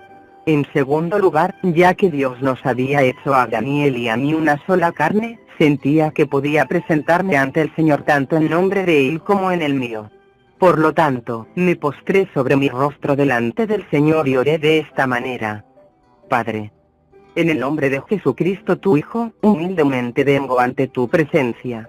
En el nombre de Jesucristo, solicito de ti que me permitas venir delante de tu trono como juez del universo. Solicito de ti que me concedas una audiencia. Te estoy pidiendo que juzgues entre mi esposo y yo. Y Satanás. Por lo tanto, solicito de ti que Satanás venga y que esté presente en esta audiencia. No sé si Satanás estuvo o no allí, pero me imagino que sí. Cuando dije esas palabras, me sentí inundada por la presencia del Señor y supe que estaba en realidad en el tribunal celestial. Seguí orando. Padre, quiero que esté bien claro que vengo a ti solo bajo el amparo de la preciosa sangre de Jesucristo. Daniel y yo no tenemos ninguna justicia propia, sino únicamente la justicia de tu Hijo. Tengo ahora varias peticiones que quiero presentarte en el nombre de Cristo. 1. Solicito de ti que juzgues de una vez por todas. ¿Nos has llamado a Daniel y a mí a un ministerio a tiempo completo para ti? Mi esposo y yo creemos con todo el corazón que sí nos has llamado. Si juzgas que sí, humildemente me permito decirte que es tu responsabilidad darnos los medios para realizar el trabajo que nos has mandado hacer. 2. Te pido que escudriñes mi corazón y el de Daniel, y juzgues. ¿Estamos en realidad haciendo tu voluntad, sin importar el precio? Si tu juicio es que hemos demostrado nuestra disposición de hacer tu voluntad, entonces me permito decirte que sabes como nosotros y Satanás también que el maligno nos ha impedido cumplir tu voluntad. Te estoy pidiendo que des una orden que sujete a Satanás y a sus huestes para que dejen de impedirnos hacer tu voluntad. 3. Padre, sé por tu palabra que tú permites que Satanás pueda zarandearnos. Pero también sé por tu palabra que el zarandeo tiene término. Jesús le dijo a Pedro que había orado por él a fin de que después de ser zarandeado fuera fortalecido para confirmar a los hermanos. Lucas 22, 31, 32. Padre, humildemente me atrevo a decirte que creo que este proceso de zarandeo ya ha sido lo suficiente largo en nuestra vida. Te estoy pidiendo que le pongas punto final. Señor, si has juzgado que nos has llamado al ministerio, y que nuestro corazón está totalmente dispuesto a obedecerte, te ruego que ordenes a Satanás que no nos siga tentando y zarandeando para que podamos ocuparnos del trabajo que tú nos has mandado hacer. No podemos cumplir cabalmente todo lo que nos has mandado si continuamos siendo zarandeados. Mi siguiente petición tuvo que ver con Daniel. Desde el comienzo de nuestro matrimonio, él era atormentado con pesadillas y con el recuerdo de escenas pasadas, tanto de la tortura y muerte de Kai como del maltrato de que él fue víctima en su niñez. Estas pesadillas se producían a pesar de su plena liberación, de nuestras oraciones y ayunos, y de nuestras reprensiones a Satanás. Nada de lo que había surtido efecto. 4. Señor, solicito de ti que obligues a Satanás y a sus demonios a dejar de atormentar a mi esposo con pesadillas y recuerdos. Ya basta. Siento que no tienen el derecho de seguir haciendo esto, y por lo tanto, te pido que termines este tormento para siempre. Desde que se produjo el arresto de Daniel, ambos vivíamos bajo una nube de temor, y estábamos muy conscientes de la realidad del temor. Oramos contra ese temor, ayunamos, lo reprendimos e hicimos todo lo que subíamos a hacer, pero no podíamos librarnos de él. Muchas noches me levantaba de repente sudando frío y aterrorizada, pensando que había oído a alguien derribando nuestra puerta para prender a Daniel otra vez. Habíamos servido por más de 2 años a pesar del temor, pero sabíamos que aquello era un estorbo que no nos permitía dedicarnos por completo a lo que Dios quería hacer en nuestra vida. 5. Padre, como tú bien sabes, desde que Daniel fue arrestado, hemos estado bajo el yugo del temor. Te estoy pidiendo que quites este yugo de nuestra vida desde ahora y para siempre. 6. Padre, te estoy pidiendo que veas nuestra situación económica. Te estoy pidiendo que juzgues si hemos actuado correctamente en el aspecto económico. Si tu juicio es que sí hemos actuado bien, entonces te pido que hagas que Satanás saque sus manos de nuestros asuntos económicos. Señor, nuestro deseo es avanzar en la obra que sentimos que tú nos has llamado a hacer, pero no podemos hacerlo si tenemos que hacer un alto y trabajar en otra cosa para poder vivir. Por lo tanto, te estoy pidiendo que obligues a Satanás y a sus servidores a alejarse de nuestra economía familiar y que nos bendigas en este aspecto. 7. Por último, Señor, te estoy pidiendo que obligues a Satanás a no seguir obstaculizando tu comunicación con nosotros. Si has juzgado que nuestro corazón está dispuesto a servirte, sabes que todo lo que tienes que hacer es indicarnos tus órdenes con claridad y las obedeceremos. Te estoy pidiendo que nos des tu guía y dirección perfectamente claras. Padre, encomiendo una vez más nuestra vida a tu cuidado. Sé que tú eres un juez perfectamente justo, y tengo la seguridad de que juzgarás nuestra causa con perfecta justicia. Me imagino que ahora oirás los argumentos de Satanás. Por lo tanto, con tu permiso vuelvo a mi cama. Te doy mis más sinceras gracias en el precioso nombre de Jesucristo por haberme escuchado. Amén. Entonces me fui a la cama, pero a la mañana siguiente tenía que decirle a Daniel lo que había hecho. ¿Me comprende? Nuestra vida era un lío. No sabía lo que haría Dios con mis peticiones, pero sí estaba bien segura del hecho de que Él podía pronunciar juicio contra nosotros. En ese caso, estaríamos en una situación peor de la que ya estábamos. Por lo tanto, me quedé callada y esperé para ver lo que el Señor haría. Ese mismo día, fuimos a visitar al pastor de una pequeña iglesia donde él había hecho preparativos para que habláramos esa noche. Era un encantador anciano de 84 años de edad. No sabía nada de nuestras circunstancias, pero era un verdadero siervo de Dios.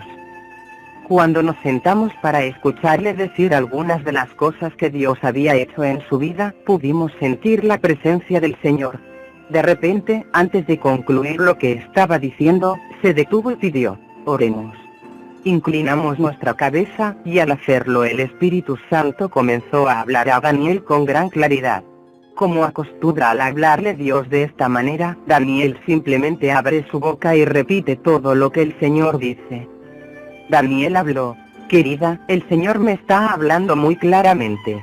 Me dice: a partir de este momento estoy destruyendo el yugo de temor de tu vida. Comencé a llorar porque sabía que el Señor estaba respondiendo mis peticiones. Daniel no sabía nada de lo que había ocurrido la noche anterior. Él continuó: el Señor dice que nos ha llamado a un ministerio a tiempo completo para Él y que nos lo hará posible. No voy a tomar ese empleo secular que me han ofrecido.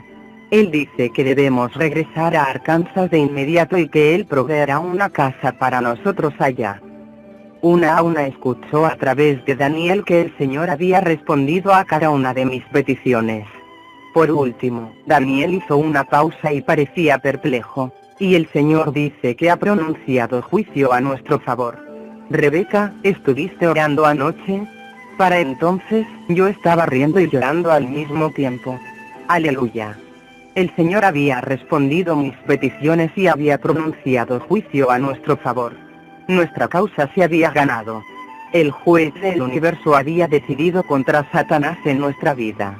Entonces le dije a Daniel y a los demás cómo había orado en esa madrugada. Todos nos regocijamos y alabamos juntos al Señor. Viajamos a Arizona, liquidamos nuestra quinta rueda y regresamos a Arkansas. El Señor obró con rapidez.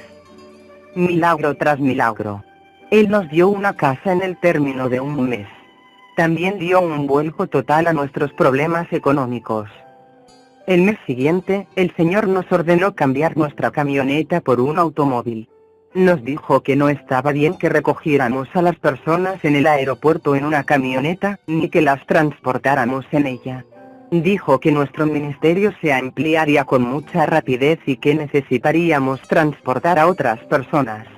Entonces Daniel hizo planes para cambiar nuestra vieja camioneta por un automóvil, pero todo negocio que trataba de hacer fracasaba. 2 semanas después regresó a casa frustrado del todo y dijo: me rindo. Si Dios quiere que tengamos un automóvil, creo que Él tendrá que dejar que nos caiga uno en las piernas. Estoy segura de que el Señor dijo: he estado esperando que dijeras eso. La semana siguiente, un caballero no creyente se acercó a Daniel y le dijo que había escuchado que estaba tratando de cambiar su camioneta por un automóvil para su ministerio. Le dijo a Daniel que necesitábamos un auto de verdad para nuestro ministerio.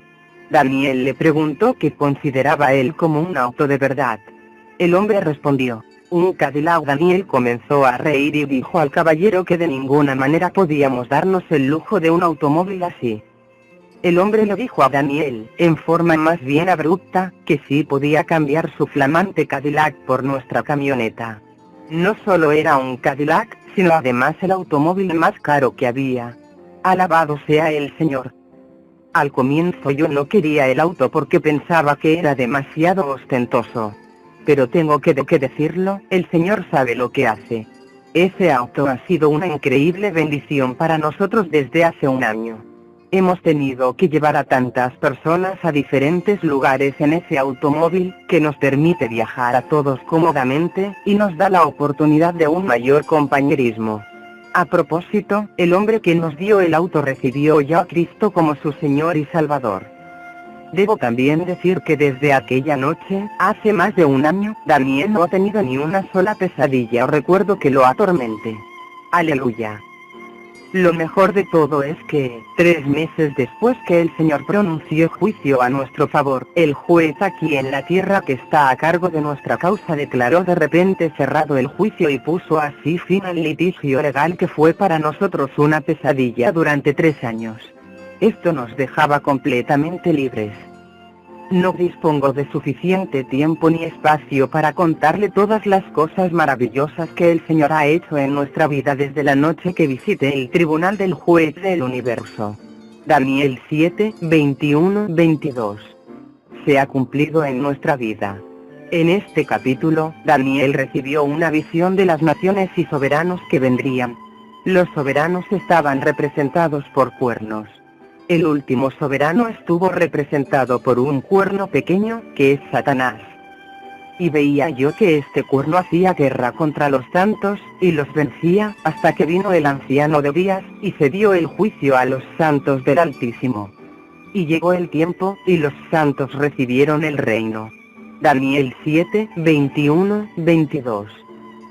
¿Se encuentra usted luchando ahora mismo como lo estuvimos nosotros? Sabe que Dios lo ha llamado a hacer una tarea específica para él, pero Satanás le ha estado impidiendo que la haga.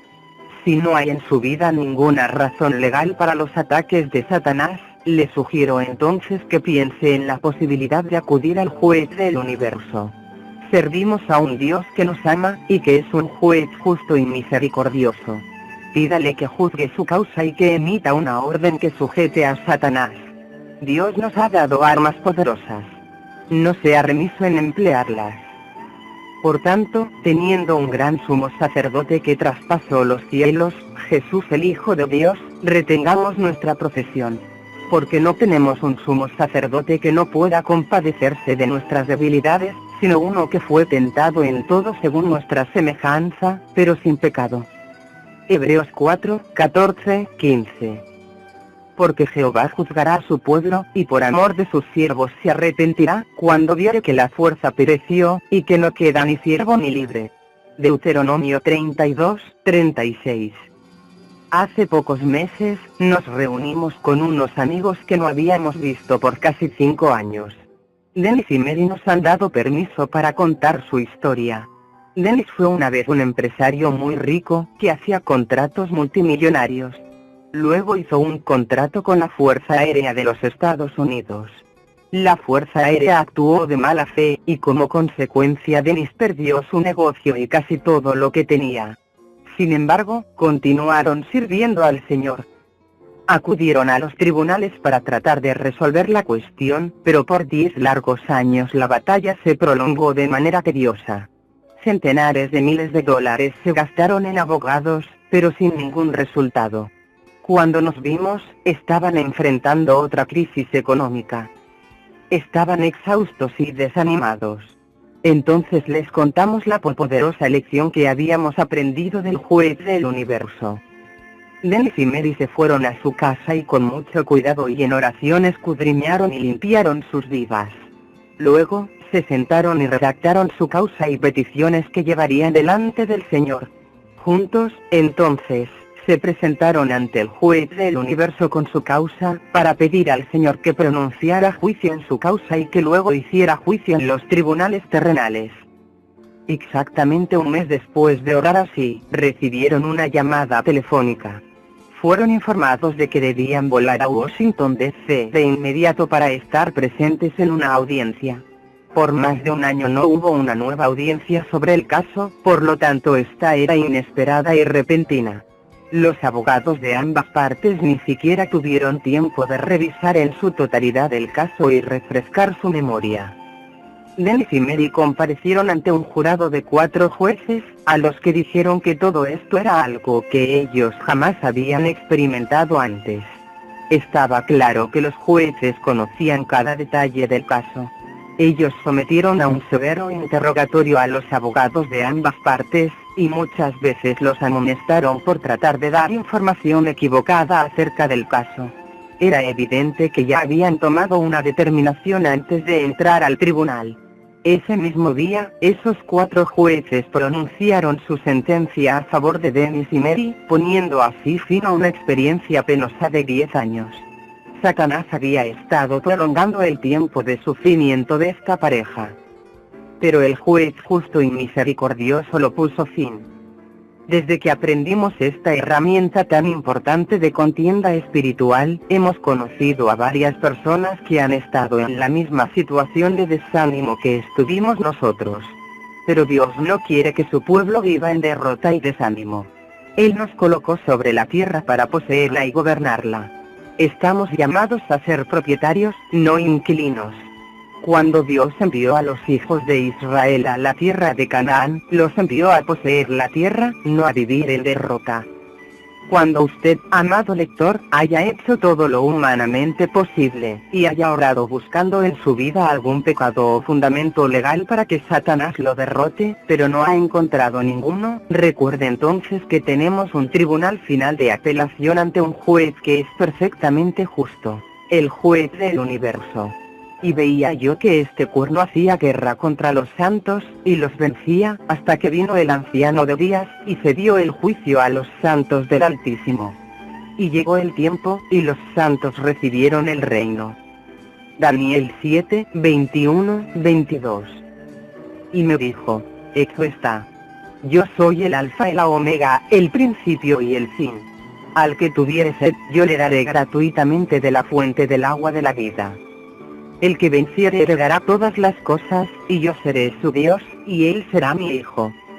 Apocalipsis 21, 6, 7. Aleluya. Ven pronto, Señor Jesús. Mientras tanto, convirtámonos en vencedores junto con todo el pueblo de Dios. Derrotemos a nuestro enemigo y poseamos nuestra tierra para que el Evangelio de Jesucristo siga adelante victoriosamente. Queridos hermanas y hermanos en Cristo, queremos terminar con este pensamiento. Eclesiastes dice que hay un tiempo para todo. Habrá tiempos de sufrimiento y de pruebas en nuestra vida. Crecemos en el Señor cuando enfrentamos tiempos difíciles, pero Dios no quiere que permanezcamos todo el tiempo en la adversidad. Él quiere hacernos victoriosos sobre Satanás. Jesús sufrió y murió en la cruz para que pudiéramos ser victoriosos. No acepte, le ruego, su situación actual como la que debe permanecer durante el resto de su vida. Busque al Señor y limpie su vida. Luego, levántese y ejerza autoridad sobre el ladrón. Quizás necesite ir ante el juez del universo para solicitarle una audiencia. Recuerda que hemos creído en un Dios justo y misericordioso que nos ama mucho. Y Él ha hecho provisión para nosotros, a fin de que podamos andar en victoria y llevar el glorioso Evangelio de Jesucristo a un mundo perdido y moribundo. Es nuestra fervorosa oración que nuestro Dios maravilloso le abra sus ojos espirituales para que pueda ver cómo aplicar estas verdades a su vida. Que el Señor Jesucristo lo bendiga, lo guarde y lo guíe. Quiera el Señor que todos seamos siervos útiles, a quienes nuestro Señor encuentre ocupados en su viña cuando se produzca el día de su regreso. Amén. 10. Señor, no necesito abrir mi Biblia, me quejé, puedo quitar ese versículo de memoria. La cama está confortable, Rebeca dormía y yo estaba soñoliento, sin ganas de levantarme. Muy bien, entonces dilo, replicó el Señor. Por supuesto, no podía recordar ni una sola palabra. Entonces me levanté en un santiamén. Abrí mi Biblia, y leí. Jesús dice, el ladrón no viene sino para hurtar y matar y destruir. Yo he venido para que tengan vida, y para que la tengan en abundancia. Juan 10:10. ¿Quién es el ladrón?, me preguntó el Señor. Satanás, respondí. Muy bien. Ve ahora a Lucas 10:19, fue su respuesta. Esta vez obedecí sus instrucciones sin repongar. Jesús dice, he aquí os doy potestad de hollar serpientes y escorpiones, y sobre toda fuerza del enemigo, y nada os dañará. Lucas 10:19. ¿Quién es el enemigo?, me preguntó el Señor. Satanás, contesté. Correcto, respondió. ¿Y a quiénes di autoridad sobre Satanás? A tus discípulos, contesté. ¿Y quién son mis discípulos?, preguntó. Bueno, los primeros 12 fueron tus discípulos, pero todos los verdaderos cristianos hoy son también tus discípulos, respondí. Correcto. Entonces el Señor me dijo que fuera a Romanos 8. El Espíritu mismo da testimonio a nuestro espíritu de que somos hijos de Dios. Y si hijos, también herederos. Herederos de Dios y coherederos con Cristo, si es que padecemos juntamente con Él, para que juntamente con Él seamos glorificados. Romanos 8, 16, 17. El Señor me reveló que está harto de que sus hijos sean vapuleados. Los cristianos somos coherederos con Cristo. Y ya es hora de que comencemos a actuar como tales. Dios nos ha dado toda autoridad sobre Satanás y su reino por medio de Jesucristo. El problema es que la mayoría de los cristianos no ejercen esa autoridad y siguen viviendo derrotados. Por eso las iglesias son débiles y el evangelio no se ha extendido como debiera. Después, el Señor me dijo que leyera en Proverbios. No tienen en poco al ladrón si hurta para saciar su apetito cuando tiene hambre. Proverbios 6, 30. ¿Quién es el ladrón?, me preguntó el Señor una vez más. Satanás, respondí. ¿Tiene Satanás hambre? No, por supuesto que no. Lee el versículo que sigue, me ordenó. Pero si es sorprendido, pagará 7 veces. Entregará todo el haber de su casa. Proverbios 6, 31. ¿Quién es el ladrón?, preguntó el Señor. Satanás. Ya me lo has preguntado muchas veces. Sé que Satanás es el ladrón. Respondí un tanto irritado. ¿Por qué entonces no comienzas a actuar si ya lo sabes?, preguntó el Señor. Este es el problema que tengo con mi pueblo. Satanás los roba, y vienen lamentándose ante mí. Quieren que yo les devuelva lo que Satanás les robó. No fui yo quien les robó, porque yo nunca lo robo a nadie. Sin embargo, es a mí a quien siempre culpan, y lo que es peor, mi pueblo espera que yo les devuelva lo que el diablo les quitó. Muy bien, respondí lentamente, todavía no muy seguro de lo que el Señor quería que hiciera. Daniel, me dijo el Señor, yo envié a mi hijo a la tierra a morir para que tuvieras autoridad sobre Satanás. Jesucristo te dijo que Él te dio toda autoridad sobre el diablo. Mis siervos, que escribieron la Biblia, te han dicho repetidas veces que eres coheredero con mi hijo. Tú estás, por lo tanto, en una posición de autoridad sobre Satanás. Me has respondido una y otra que Satanás es el ladrón. Este ladrón ha sido sorprendido con las manos en la masa. Por lo tanto, levántate, te digo, y ordena que el ladrón te devuelva, multiplicado por 7, todo lo que te ha robado. En un instante me di cuenta de todo. Era tan sencillo. Pero a menudo no nos damos cuenta de nuestra posición en Cristo. Él nos dio a nosotros, sus siervos, toda autoridad sobre Satanás y su reino.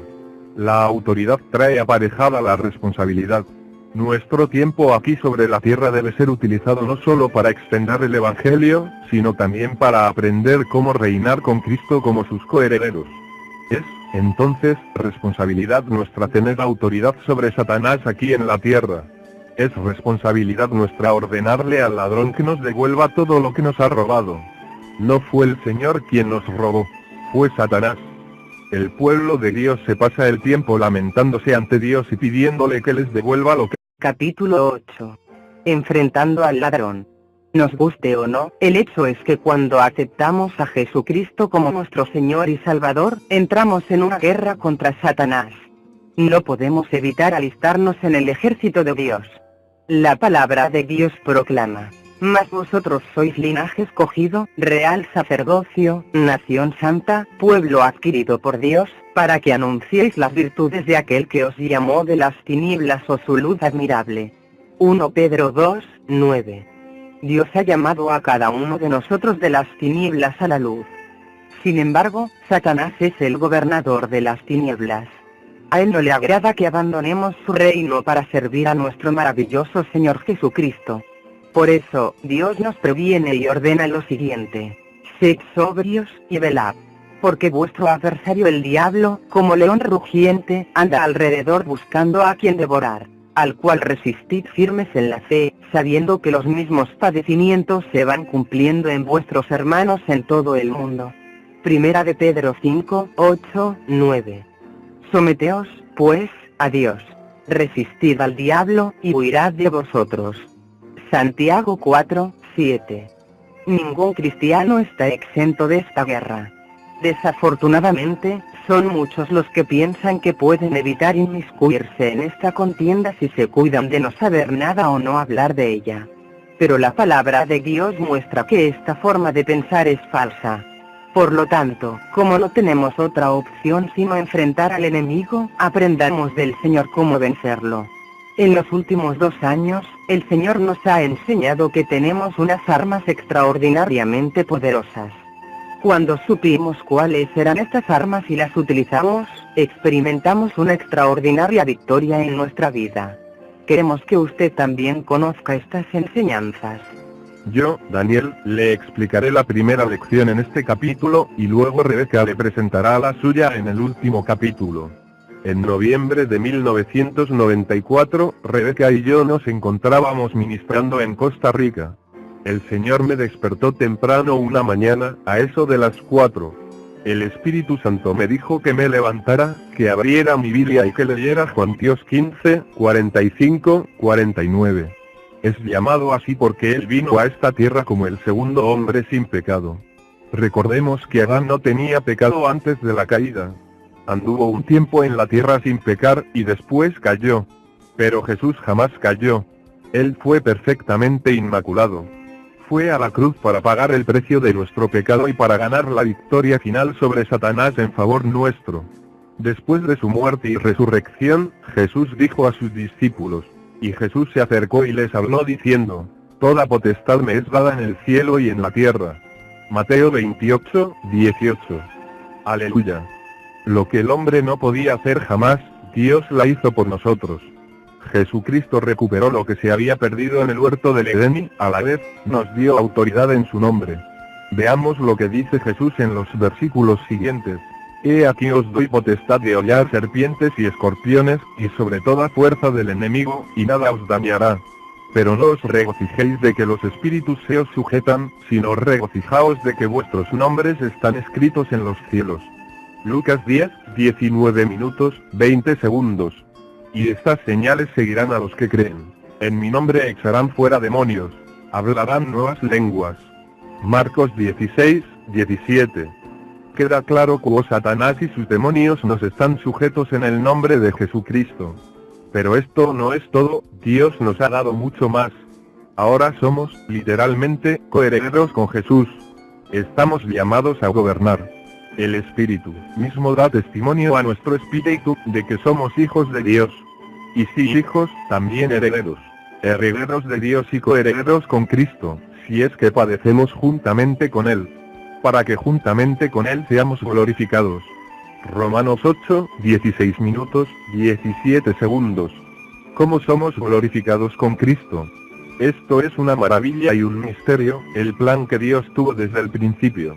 Pablo nos lo sigue explicando. A mí, que soy menos que el más pequeño de todos los santos, me fue dada esta gracia de anunciar entre los gentiles el evangelio de las inescrutables riquezas de Cristo, y de aclarar a todos cuál sea la dispensación del misterio escondido desde los siglos en que les han robado, cuando su responsabilidad es ejercer autoridad sobre el ladrón en el nombre de Jesucristo y obligarlo a devolver lo que ha robado, multiplicado por 7. Rebeca despertó esa mañana al escucharme ordenarle resueltamente a Satanás que me devolviera multiplicado por 7 todo lo que me había robado. Observemos este principio con mayor profundidad, pero para hacerlo necesitamos comenzar por Génesis, en el momento de la creación.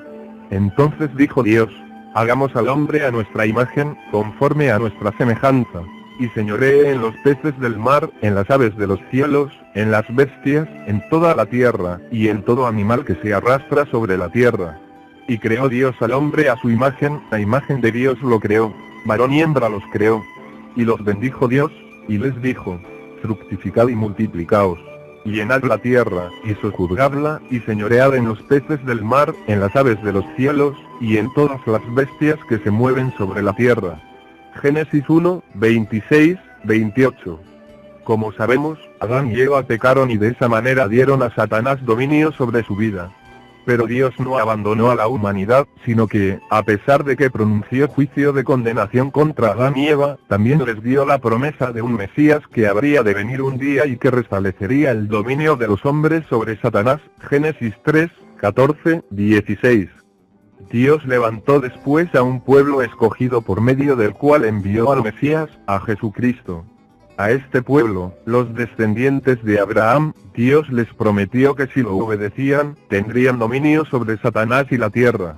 Por último, Dios los condujo a la tierra prometida de Canaán y les dio posesión de ella. David sintetizó de la manera siguiente la autoridad dada por Dios a los hombres. Digo, ¿qué es el hombre, para que tengas de él memoria, y el hijo del hombre, para que lo visites? Le has hecho poco menor que los ángeles, y lo coronaste de gloria y de honra. Le hiciste señorear sobre las obras de tus manos, todo lo pusiste debajo de sus pies. Salmo 8, 4, 6. Satanás fue creado por Dios, es parte de la obra de sus manos. Por lo tanto, tenemos que tener dominio sobre él. Cuando se cumplió el tiempo, Jesús vino al mundo. Él es llamado el segundo o el postrer Adán en 1 Corintios